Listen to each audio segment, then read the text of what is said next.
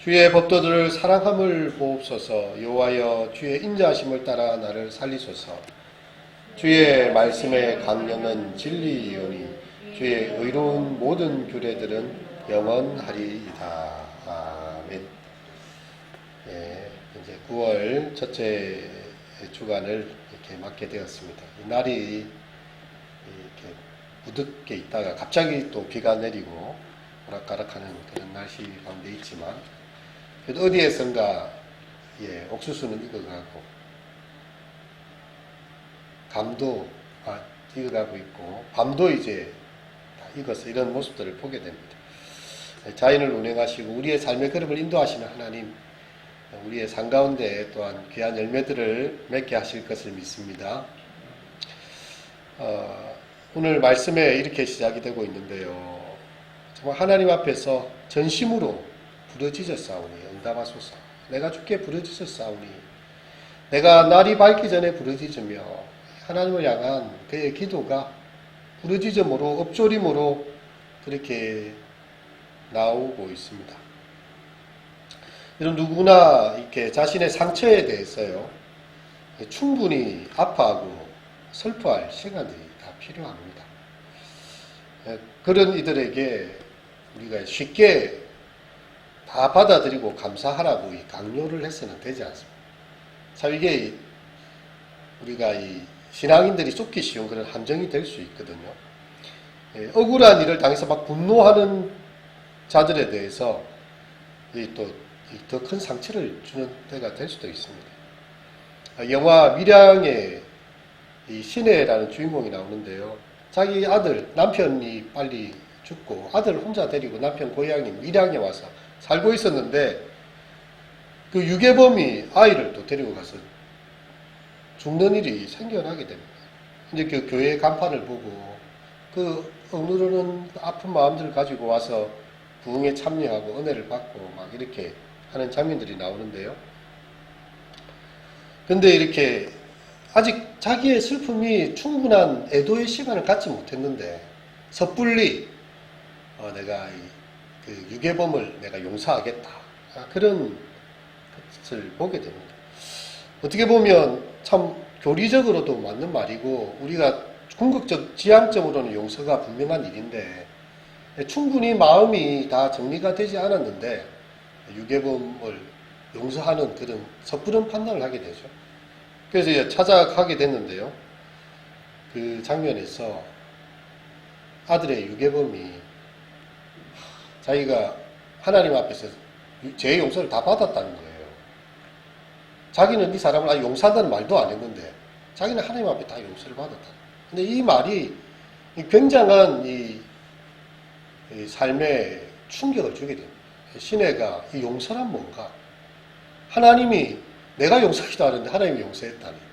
막 이렇게 하면서 이 섣부른 용서와 충분히 애도되지 못한 아픔이 얼마나 큰 상처를 남기는지를 이 영화가 보여주고 있습니다. 사실 이제 이청준이라는 작가가 신문의 한 조각에 뉴스를 보고 벌레 이야기라는 책을 적었거든요.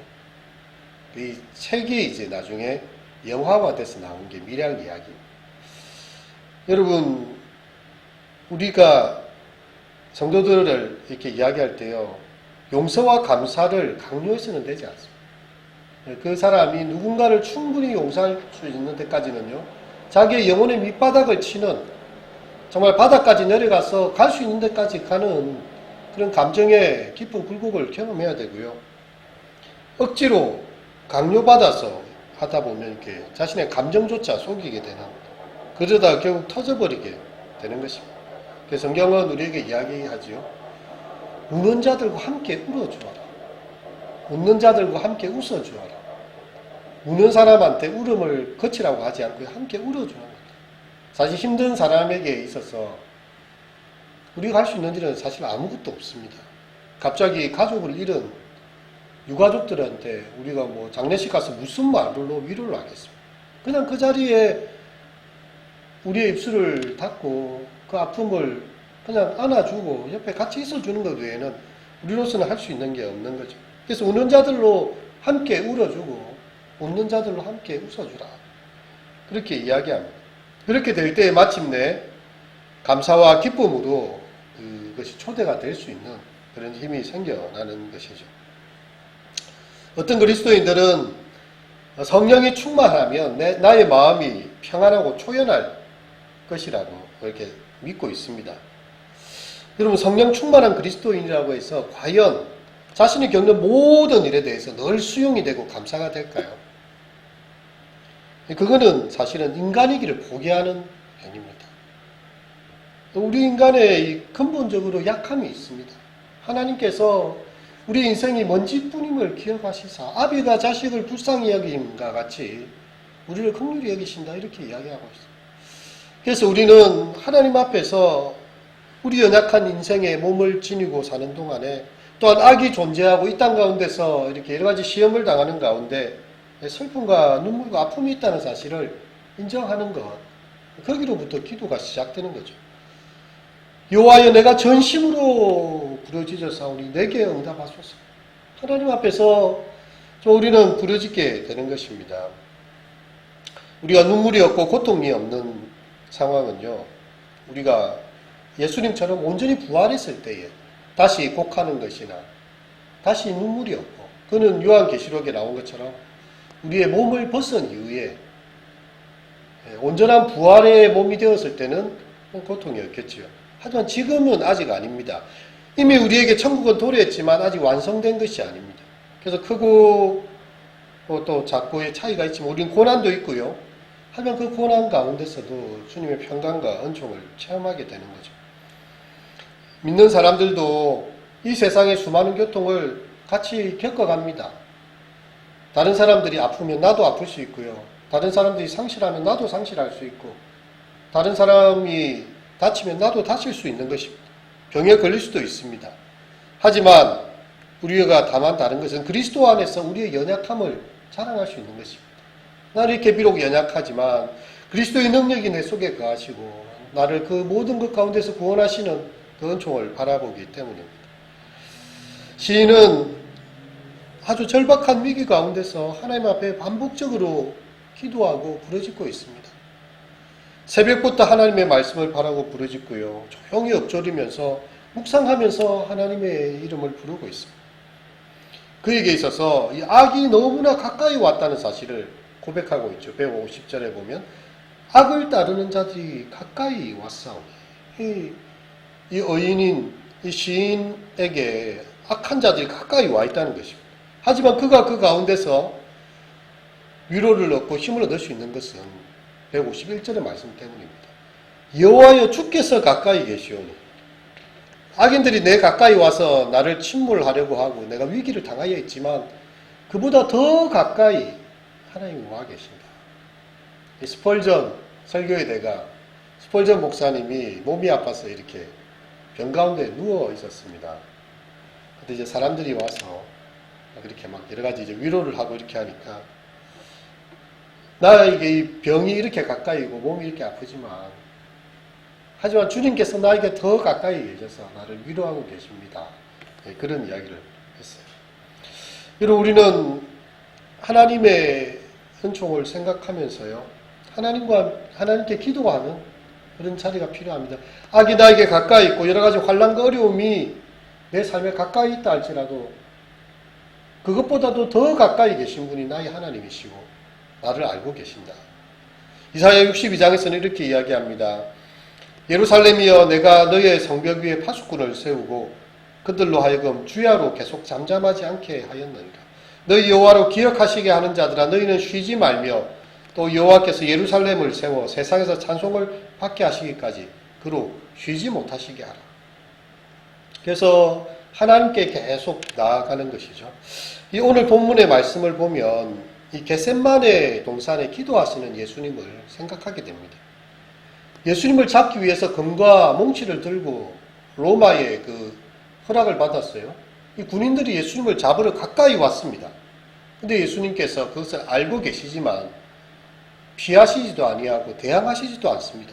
오직 하나님께 더 가까이 가시고, 아버지여, 아버지께로는 모든 것이 가능하시오니 할 수만 있다면 이 잔을 내게서 옮기시옵소서.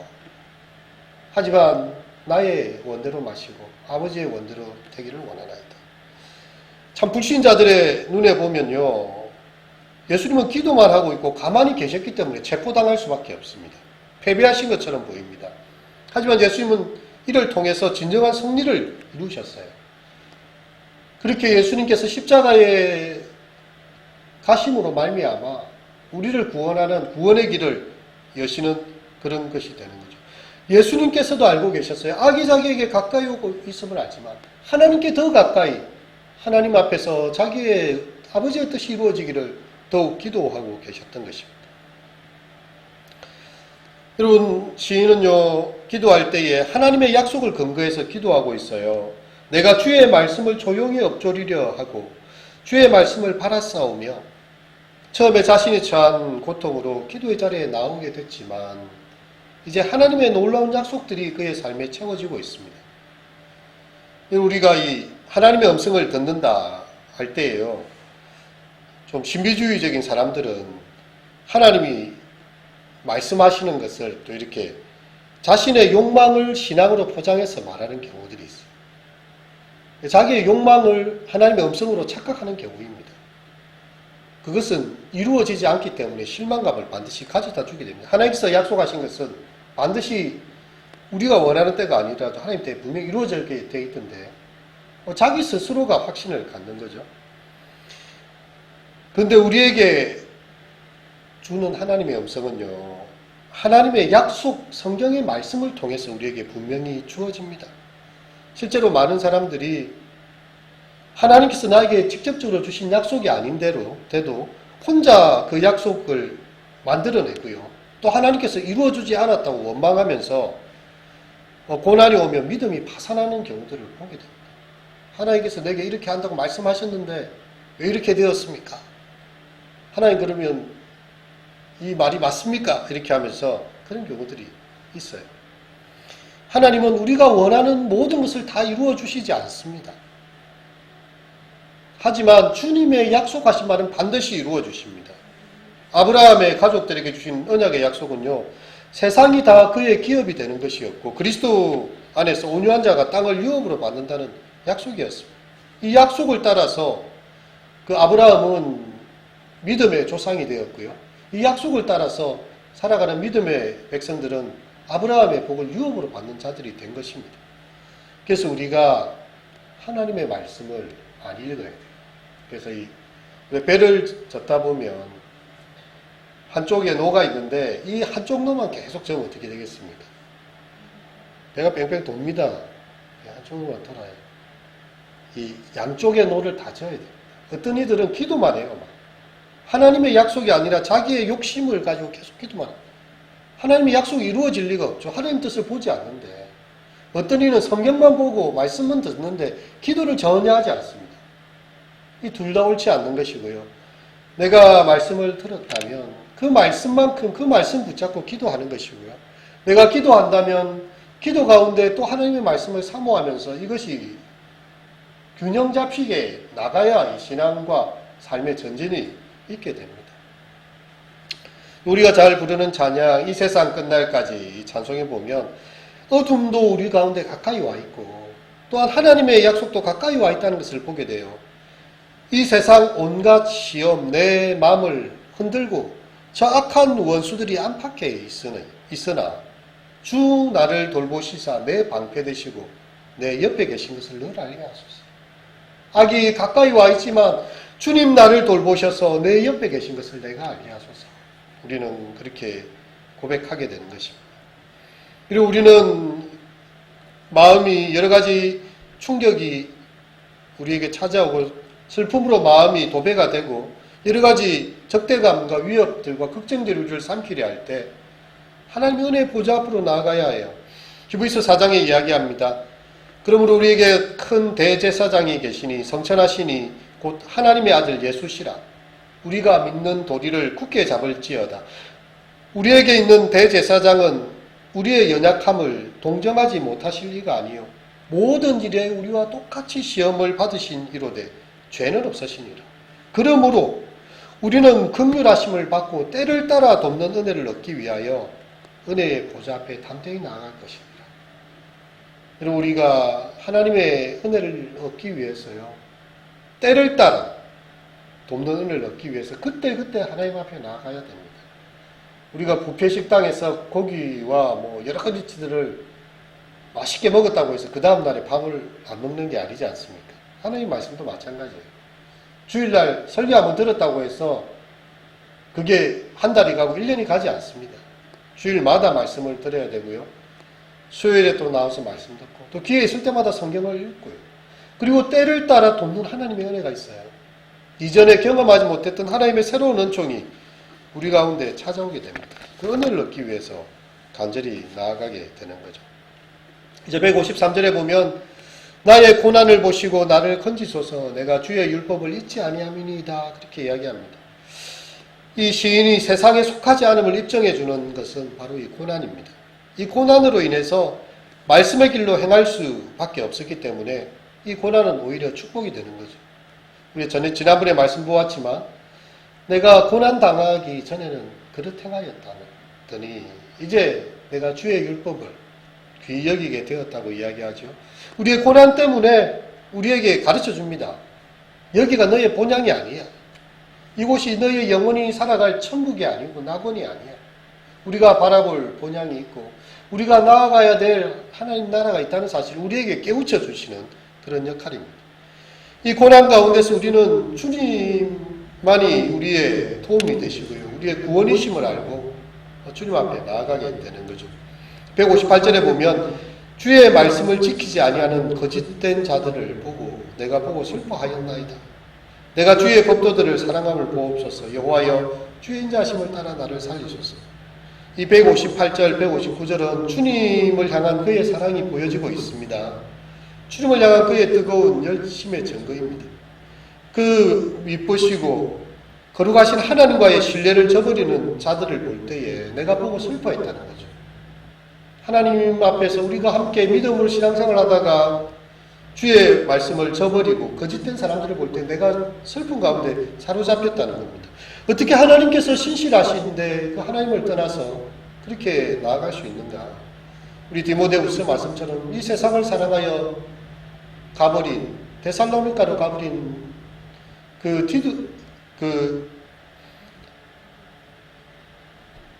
제자를 바라보면서요, 이 마음이 슬퍼하지 않았습니까? 여러분, 우리가 그렇게 슬퍼하게 되는 것이죠. 하지만 동시에 우리는 여호와의 법도를 사랑하는 우리의 마음을 보게 됩니다.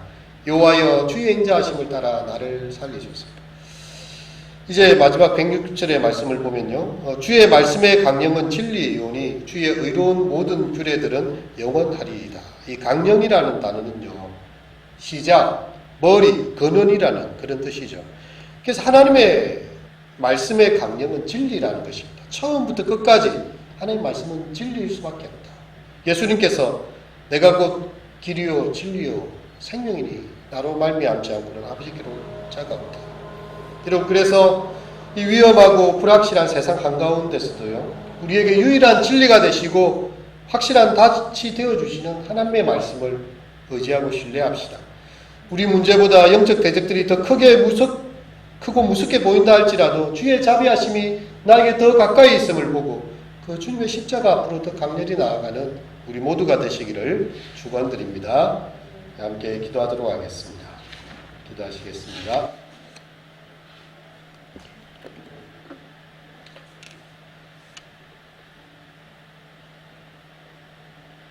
악을 따르는 자들이 가까이 왔사오니 그들은 주의 법에서 머니이다. 여호와여 주께서 가까이 계시오니 주의 계명들은 진리이니이다. 내가 전부터 주의 증거들을 알고 있었으므로 주께서 영원히 세우신 것인 줄을 알았나이다. 하나님, 여러 가지 어려움이, 슬픔이, 또 상실이, 걱정과 두려움이 우리의 삶을 엄습해오고 안팎의 원수들이 우리의 삶에 가까이 와 있지만 주님께서 우리보다 더 가까이 계시고 우리 곁에 계셔서 우리를 지켜주시고 돌보심을 보게 하여 주시옵소서. 여러 가지 시련과 어려움들이 우리 믿음의 여정을 가는 동안에 우리의 마음을 시험에 들게 하고 어렵게도 합니다. 하지만 주의 말씀 붙잡고 주의 말씀의 강령은 진리라 하셨사오니 어제도 계셨고 오늘도 계시며 영원토록 함께 하실 진리 되신 하나님의 말씀 우리의 마음에 간직하고 그 말씀 가운데 행하는 귀한 은혜의 백성들 되게 하소서. 예수님의 이름으로 기도합니다. 아멘.